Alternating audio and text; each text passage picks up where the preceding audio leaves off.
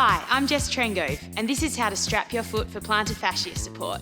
The aim of this taping technique is to reduce the strain on the plantar fascia on the bottom of the foot. Using rigid strapping tape, start with 2 anchors, one from the inside to the outside of your forefoot and the other from the inside to the outside of the heel.